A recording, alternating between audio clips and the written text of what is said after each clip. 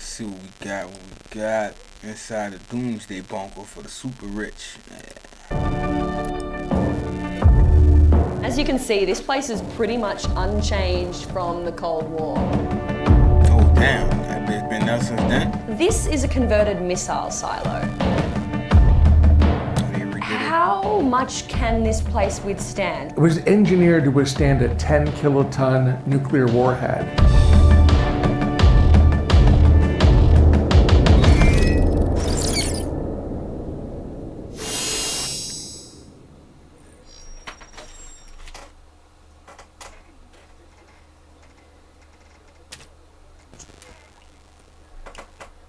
Apocalypse, nothing's quite as terrifying as nuclear war. So, when the nuclear apocalypse comes, are we going to get blasted back into the Stone Age? Or can we use our heads and survive the end of days with the help of technology? In the Win with Zen sweepstakes, you can get a chance to win And that's from back in the day. $100,000. But there's more Now, than one way to... they got new shit to where they'll take you to a whole nother planet. And if Here they in built that beautiful back, imagine the Colorado, new one ones that man they is got built. already thinking about the end of the world. Professor Brian Toon is an atmospheric scientist and an expert on nuclear winter. Brian, level with me. How likely is an all-out nuclear war, and should I be finding a bunker right now? You never know for sure, because that's one of the real terrifying things here is that one person in the United States and one person in Russia could decide all by themselves to have a nuclear conflict. How many nukes are there around the world? Who has them? There are about 14,000 nuclear weapons in the world. Dang. More than 1,000 of them are held by Britain, France, India, Pakistan, Israel, and China. Each of those countries has 200 or 300. Then Russia and the United States have 90% of the missiles. So the lesson is everyone has nukes now. But what exactly us two happens got when the these most. bombs go off? If you're knocking over a concrete building, The apocalypse. Welcome to the survival condo. This former Cold War missile silo is now a luxury bunker built for the super rich. Going off the grid no longer means giving up a lavish lifestyle. Think of it kind of like cribs in camo. From the outside, the security cameras, armoured guard, and 8-ton steel doors are the only sign you're entering a top secret facility. In fact, this place is so top secret, I can't even tell you where it is. I'm here to meet the man behind the condo, Larry Hall, who's going to give me a full Where tour. y'all think this at? What state? So Claire, those doors that we just came in through weigh 8 tons each. So they're 16,000 pounds. They're armored steel filled with concrete. So you definitely hear that safety bang when the door closes. Inside, this 54,000 square foot complex boasts everything you could need to live through the end of days. Okay, let's go down and show you what's underground. Okay. Oh. You're not in Kansas anymore. We're going beneath Kansas. The survival condo is spread across 15 floors and goes 200 feet underground. At the didn't top, expect it under to be the that dome, big. are the recreation facilities like the pet park and climbing wall. Underneath that are the mechanical It level, look like the medic- dome on, if y'all ever watched, what that is, the 100. And you know when the world ended and they had to go in them bunkers and shit, it was just like that. bay and food I need to go stores watch it again with so I can luxury see living where quarters was spread that. across the next 7 floors. 'Cause At it's the probably bottom, in the a same further place. 4 floors house a classroom, a library, a bar, a gym, and a cinema. All right, so I'll show you a full floor unit. This is a 3-bedroom, 2-bath unit, and they have 9-foot ceilings. You see we've got all these high-end stainless steel appliances. But putting And all that most shit in there is cool, but it would have had more space for more people if all that wasn't in there, right? You know what I'm saying? It could have, like the old school way, probably would have had bunk beds and all those type of rooms and shit so more people could fit in there. But now you turn it into houses to, well, you know, only a certain amount of families could come in that bitch now. So now instead of 2,000 people, now you probably got 500 families could own this thing. That's crazy. Importantly, even though I'm 11 stories underground, I've still got a window. When these windows are all on, you're coming out of the units and you see the birds flying and the sunset coming up and the rain and the weather changing. That's the input your brain is used to. If you look in here, you can see that there's the bidet toilets, and we have a jacuzzi tub and a shower with the side jets. Why do you have bidet toilets instead of regular toilets? Well, interestingly, we did a little calculation, and the max occupancy for this facility is 75 people. And if we put toilet paper for 75 people for 5 years, that volume of toilet paper would take an entire floor to store just toilet paper. And that square footage costs about $3 million to build. Okay, so, bidet it is. Bidet it is. Bidet it is. That makes sense. But how good is bidets? I thought like a bidet, you're supposed to still wipe like with tissue paper, and then you use the bidet as if you wipe and then use like wet wipes or something. I thought, you know what I'm saying? But if you took a shit, you still gonna have to wipe. How the bidet just pretty comfy. These are good mattresses.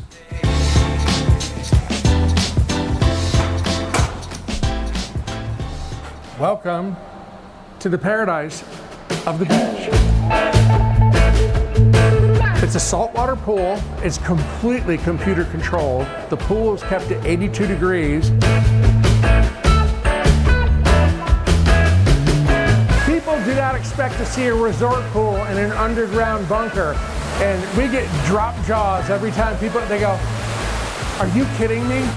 Another thing I wasn't expecting underground, so much space. We've got a 24-foot rock climbing wall. This is a fun room. This is an indoor shooting range.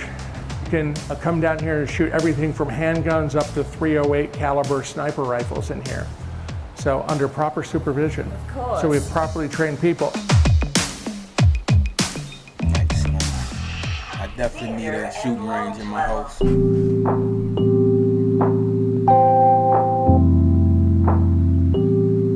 So we have this media database with about 3,000 movies on it.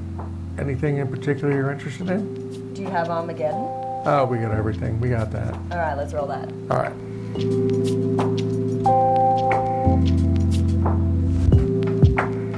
But the apocalypse isn't all fun and games. There's a schoolroom in the bunker so kids from K through 12 can take self-guided lessons on brand new iMacs. And because this is the 21st century, there's no worries if the internet goes out. This whole facility has an internet, and when you buy a unit here, one of the things that you fill out on your form are things that are of interest to you. Which I figured that anyway. Like I said, I knew it's for rich people, so yeah, you have to buy a unit, but is that easy? If you got the money, what we do is we put that into a device that is like a Google search engine. It goes out and it crawls over the internet and it downloads. And it's crazy. I bet it's like insurance to where you probably still got to pay it every whatever now, even though you're not using it. You know what I'm saying? You gotta pay for that shit every month now, all the way up until if you ever might have to use it. You might never have to use it, but you still gotta pay that money for that. But you can't just pay at the last minute, or when it's time for everybody to go in that bitch, you won't pay. Nah, you're like, nah, you gotta pay that shit right now when there's no need for it. And then but I guess you can still stay there if you wanted to. They're also like Skype enabled, so when we bring our second silo online, they're going to be connected with a microwave link, and the kids in this elementary classroom could see the kids in the other elementary classroom. They can talk live, and so they don't feel like they're alone. For raising fish and hydroponics for growing organic vegetables. You can have salad daily with this kind of setup. Oh yeah. Great, it's healthy. Yeah. So we'll have tomatoes, onions, different kinds of lettuces, some kale, blueberries, strawberries, blackberries. But even without that, there's still loads, and I mean loads, of stockpiled food. This really satisfies my prepper mode inside of me. I feel very safe surrounded by tins of food. The silo is also kitted out with high-tech equipment to keep everyone in here alive. for years.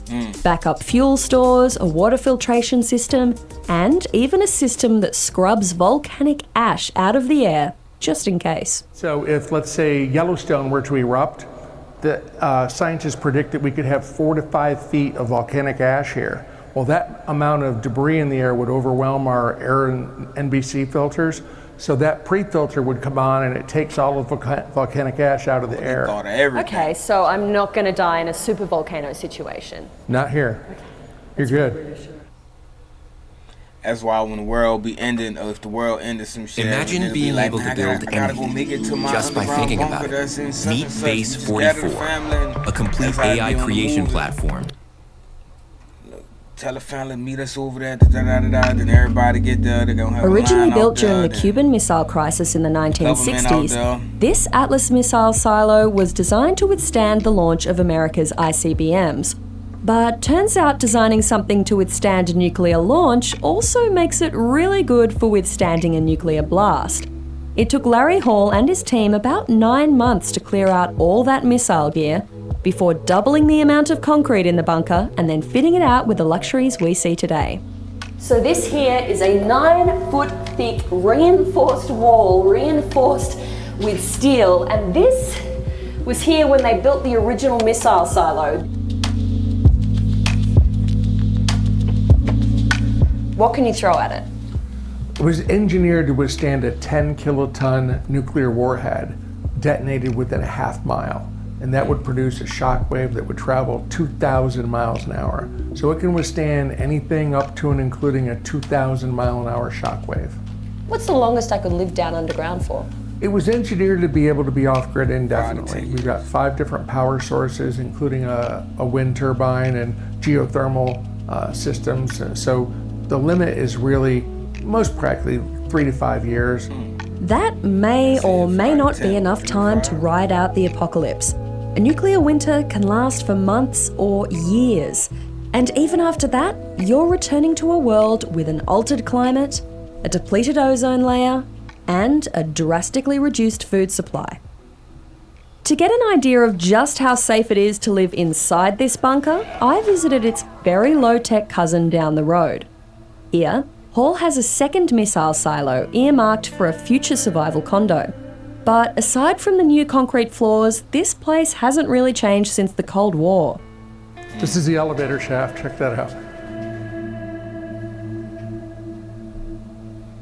Still got some work to do with that. It's good to have. So this is upstairs in the launch control complex in the Atlas missile silo. And as you can see, this place is pretty much unchanged from the Cold War. It's got, you can see the lights on springs so that if a missile goes off, the whole thing isn't going to shake off the ceiling. We've got a whole gap around the edge of the room so that you've got space for this floor to rattle. And right in the middle of the room, you can see this is the bathrooms where back in the day you had the shift workers who could go into the bathroom here, and then they lived in these quarters behind me. So you had 3 shifts of people sleeping, resting, and then manning the controls downstairs. It is so eerie to be in here. It's such a bizarre space. What kind of people have bought here? All of our people are self-made millionaires. They're very successful. Doctors, engineers, lawyers, international business people. Almost all of them have children, and they're concerned about the what-if scenario. Like every year, it's like whether it was Superstorm Sandy or global climate change, food shortages, economic collapse, meteor impacts, solar flares. You're listing my nightmares. Exactly. If those are the kind of things that bother you, this is the kind of facility it takes to not worry about those.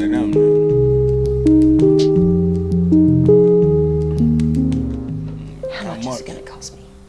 Well, the half-floor units start right around $1 million and go up to $1.5 million.